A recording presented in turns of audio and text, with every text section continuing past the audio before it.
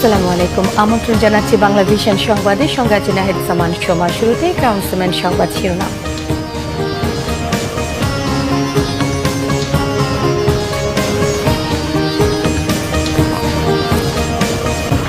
উৎসব মুখর পরিবেশে ভোট গ্রহণ সম্পন্ন, চলছে গণনা। সুষ্ঠুভাবে ভোট শেষ হওয়ায় জাতির প্রতি কৃতজ্ঞতা প্রধান উপদেষ্টার।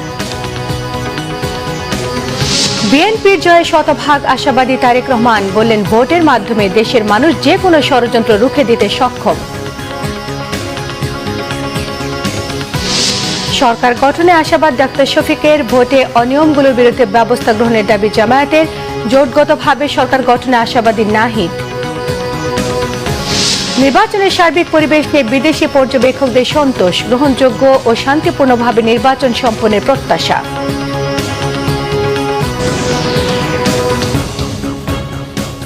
দেখছিলেন ক্রাউন সিমেন্ট সংবাদ শিরোনাম।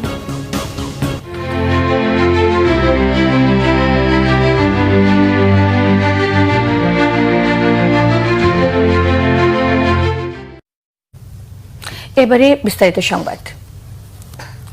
সারা দেশে শেষ হয়েছে ভোট গ্রহণের কার্যক্রম। কেন্দ্রে কেন্দ্রে শুরু হয়েছে ভোট গণনা। ফলাফলের অপেক্ষায় গোটা জাতি। 299টি আসনে সকাল 7:30টা থেকে শুরু হয় জাতীয় সংসদ নির্বাচন এবং গণভোট। টানা 9 ঘণ্টা পর বিকেল 4:30টায় ভোট গ্রহণ শেষে প্রিজাইডিং অফিসারের নেতৃত্বে রাজনৈতিক দলের এজেন্টদের উপস্থিতিতে কেন্দ্রগুলোর ভেতরে চলছে ভোট গণনা। রাজনৈতিক দলের নেতাকর্মী সহ ফলাফলের জন্য অপেক্ষা করছে গোটা দেশ। এবারে ত্রয়োদশ জাতীয় সংসদ নির্বাচন দেশের 42,779টি কেন্দ্রে ভোট গ্রহণ অনুষ্ঠিত হয়েছে। 2টি জেলায় ককটেল বিস্ফোরণ এবং বিচ্ছিন্ন কিছু ঘটনা ছাড়া সার্বিকভাবে শান্তিপূর্ণভাবেই ভোট গ্রহণ কার্যক্রম শেষ হয়েছে।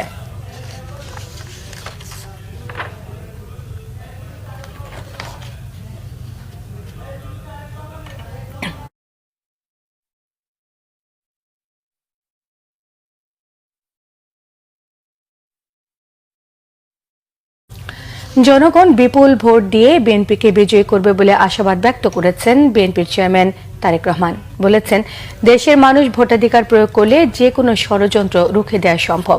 সকালে Gulshan model school and college কেন্দ্রে ভোট দেওয়ার পর তিনি প্রতিক্রিয়া ব্যক্ত করেন। নিজের নির্বাচনী এলাকা ঢাকা 17-এর ভোটার তারেক রহমান সকালে কেন্দ্রে যান। তিনি ভোট দেন এবং নির্বাচন সংশ্লিষ্টদের কাছে